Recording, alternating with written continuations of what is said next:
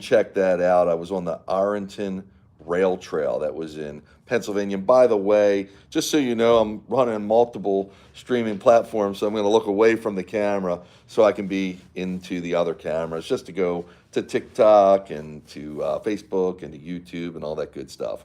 So we usually don't meet like this. How convenient, maybe.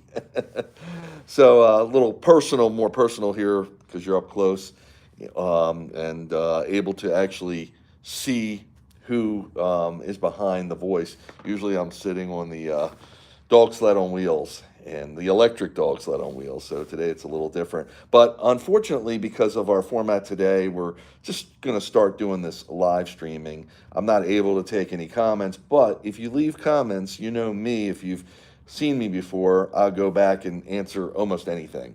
And I enjoy doing that because just to preface this, I want to share everything I'm doing for the betterment of all dogs, especially focused on huskies and high energy breeds, because they're so misunderstood and they get a bad rap from a lot of people who might see them or might love them for their gorgeous looks and their striking appearance and their vocalities, I'll call them, how talkative they are, but don't understand that they're a lot of dog. And a lot of times, depending on the predicament, they just are loaded with energy. People call it getting the zoomies, which all dogs do in some ways, or most dogs, or just being hyperactive, basically.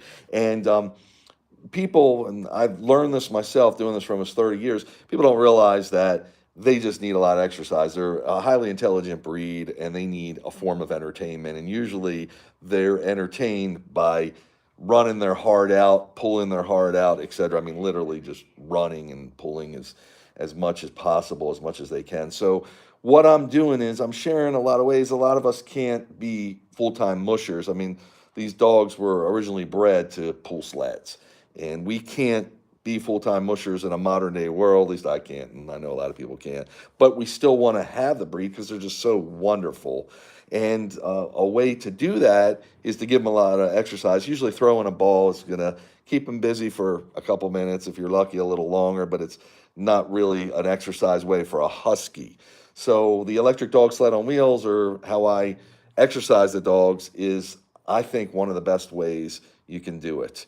And I've been doing this for, again, almost 30 years in all different formations. If you go back, even on the social media pages you're watching me on now, you can see them on the side, which was totally different many moons ago, different generations of huskies, etc.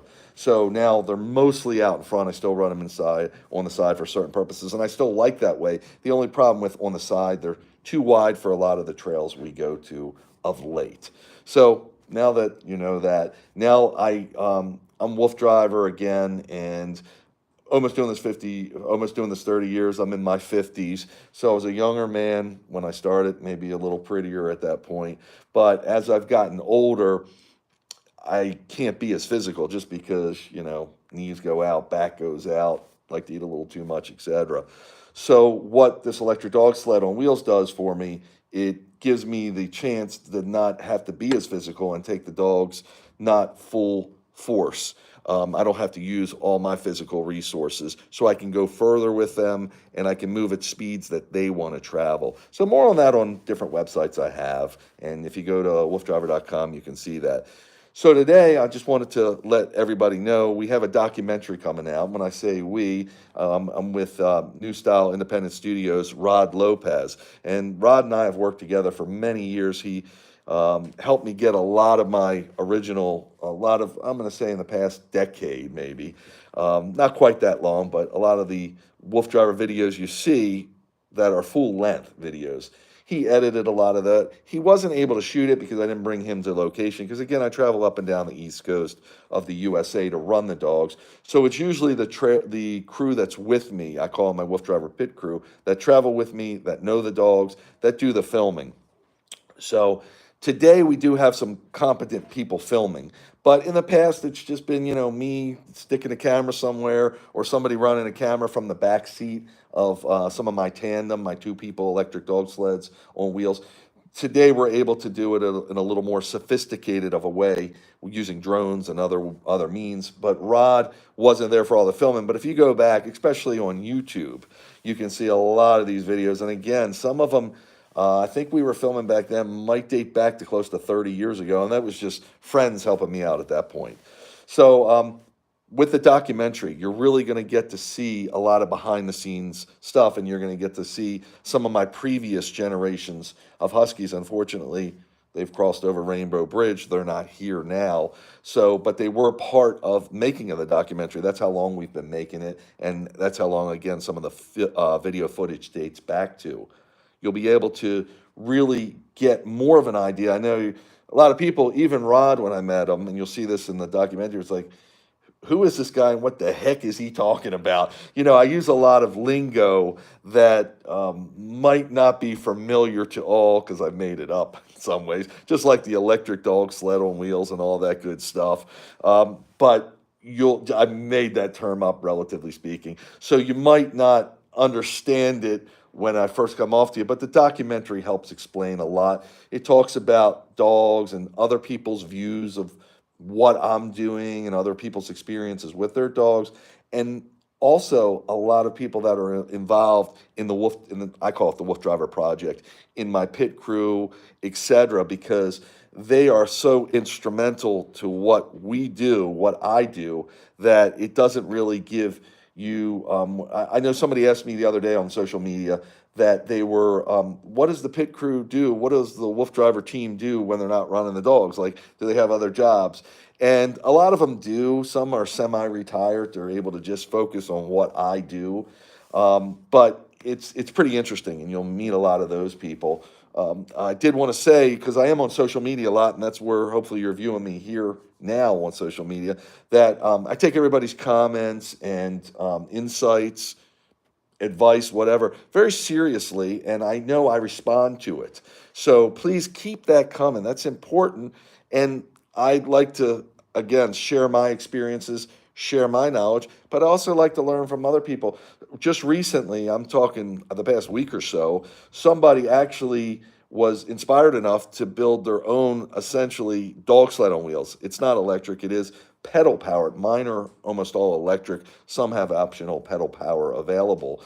But they actually built what I call the mushing bar, or what in sled dog terminology is called the gang line. So that's the rope that extends on a dog sled, or on what they call joring sports, like bike joring, ski joring, that extends out in front, and usually what you tether the dogs to. So mine is metal on the electric dog sled on wheels. And the reason being, I keep the dogs in a concise footprint so I can go on a lot of these trails. And it's almost a little different because they don't have to pull on my designs, most of my designs, unless I want them to, because we're keeping such a footprint. We've actually reduced their range and their angle, their range of movement, etc. So they can't fully engage, and they're not wearing a harness to fully engage on this design I'm talking about now. But someone went ahead, I think it was someone from Texas, if I'm familiar, if I'm saying it, a young lady it was, and she actually designed, I mean, it was impressive to me, almost the same exact thing. And that's how relatively easy this can be. She, from just talking to her briefly on Facebook, on her Facebook page, etc., you can see that she has a few dogs. I think it's 3 or 4. One of them's a husky or a husky mix and shepherd, etc. And she just was walking the dogs, from what I made out of this, in a 4-dog leash, essentially. And when she saw what I was doing, she's like, wow, I can go places with my dogs. I can put them almost just like a glorified walk. They don't have to actually be pulling. She can pedal along. She can go to national parks, whatever. So she was super stoked to make this dog sled on wheels design using my mushing bar. And the first one she put together, unfortunately, she doesn't have any welding ability, she said, was very challenging. She bolted it all, which can be done, but again, it's good to have some mechanical knowledge, and it fell apart on her. And unfortunately, nobody got hurt.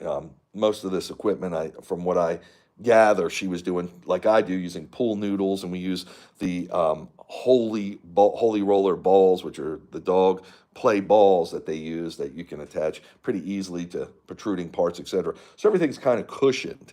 And what she did was she did that really nicely, but because she bolted it together, she didn't, again, just looking at pictures from what I do, she wasn't able to get everything the way she wanted, and it fell apart on her. One of her dogs got a little scared from it, so she talked to me, contacted me, and I gave her some more pointers, gave her a couple pictures, whatever, or referred her to some videos, etc.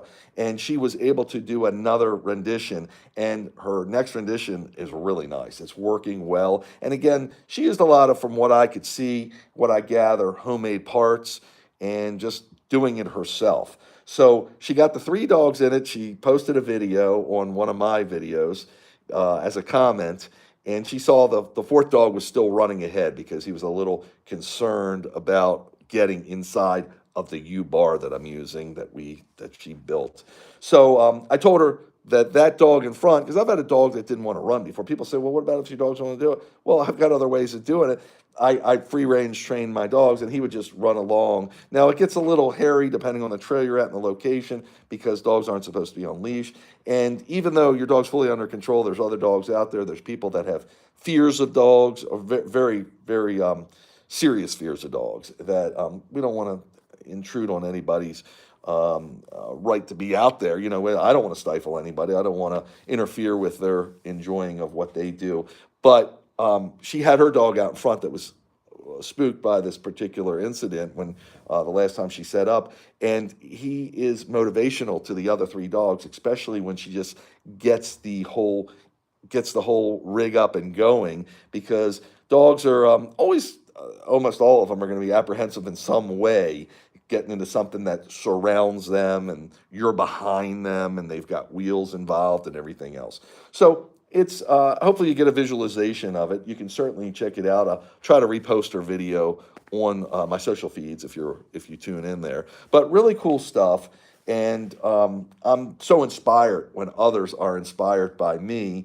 And again, sharing all this on social media is what it's all about to me, and that is the betterment for all dogs. They can all benefit from exercise, and we can benefit by being able to give them exercise, especially different breeds. I'm going breed specific on the pooling and everything else, but a familiar exercise where we don't have to essentially kill ourselves or overwork ourselves, especially as our time's more limited in a modern day world, and our area or surroundings might be less, we can travel, whatever. So that's the WooFDriver in a nutshell. The documentary is fantastic because it shows a lot of this from so many different angles. And Rod, again, who has produced this film and put it all together, he really, he's coming from a layman's view because he had no idea what I was doing and no idea what was going on. So he really knows the questions to ask and the views to get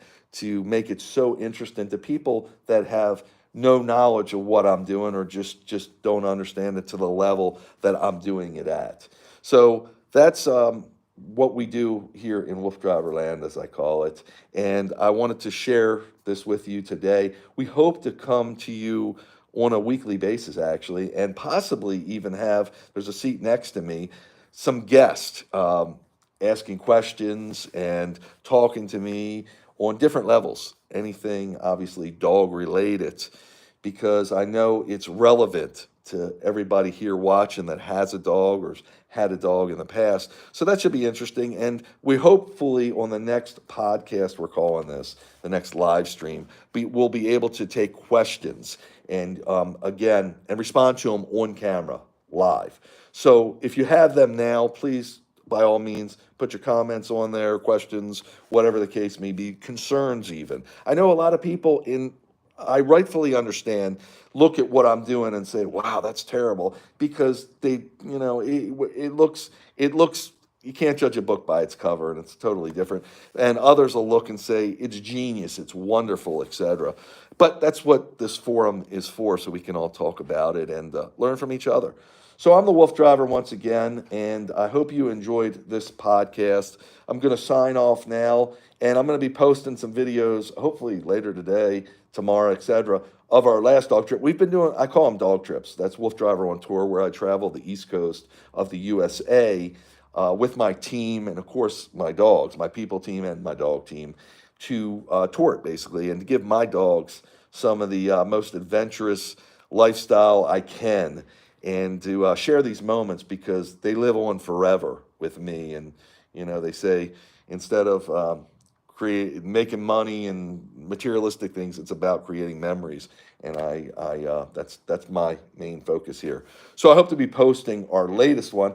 I have so much material to post from so many of the different trips that I want to share with everybody. So be sure to subscribe to me, because a lot of people have been saying to me, I haven't seen you in 6 months. I didn't know, if something happened, you weren't out there, you weren't able to broadcast, whatever. And I've been doing it, unfortunately, and I've been sharing a lot of it. But because of the way algorithms work on social media, etc., they don't always show you what's the latest and the greatest. Go to my page, subscribe to me, and I think you can follow. I think that might be someone else might be able to comment here. Might be another way, at least on Facebook, that you're alerted when I do post.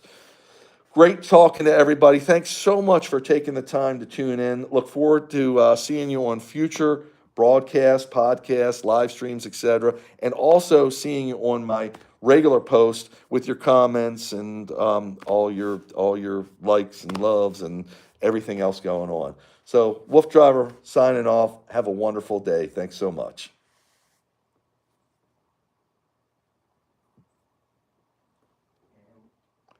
Okay, I'm trying to end this now, everybody, so pardon me. That was a ride. Excuse me. Okay.